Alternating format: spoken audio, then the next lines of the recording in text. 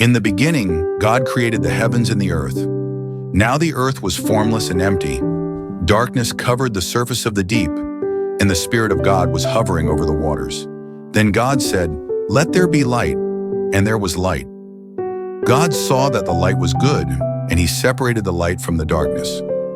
God called the light day, and the darkness He called night. And there was evening, and there was morning, the first day. God said, "Let there be a vault between the waters to separate water from water."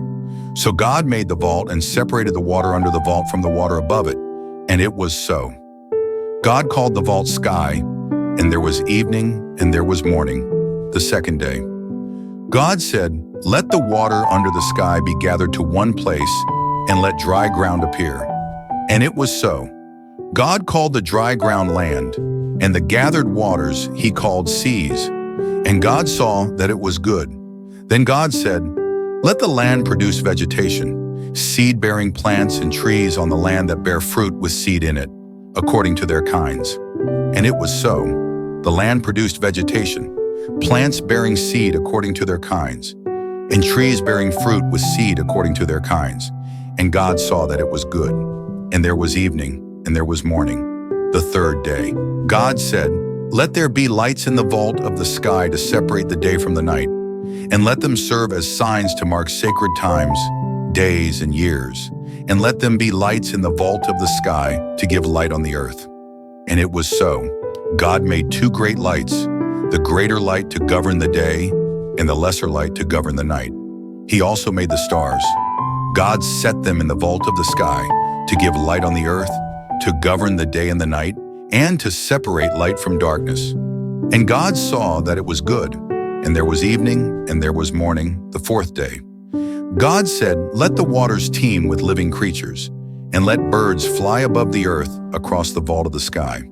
So God created the great sea creatures and every living thing that moves in the water, according to their kinds, and every winged bird according to its kind. And God saw that it was good. God blessed them and said, "Be fruitful and multiply, and fill the waters in the seas, and let the birds increase on the earth."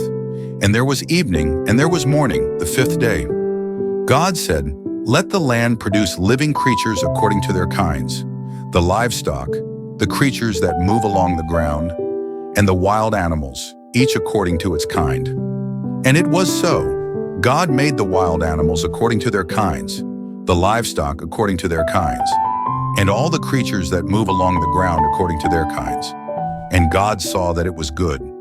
Then God said, "Let us make mankind in our image, in our likeness, so that they may rule over the fish in the sea, and the birds in the sky, over the livestock and all the wild animals, and over all the creatures that move along the ground." So God created mankind in His own image. In the image of God He created them.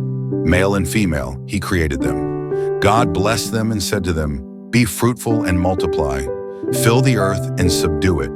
Rule over the fish in the sea and the birds in the sky, and over every living creature that moves on the ground." Then God said, "I give you every seed-bearing plant on the face of the whole earth, and every tree that has fruit with seed in it. They will be yours for food.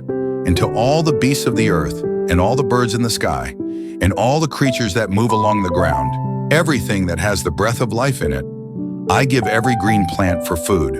And it was so. God saw all that He had made, and it was very good. And there was evening, and there was morning, the sixth day.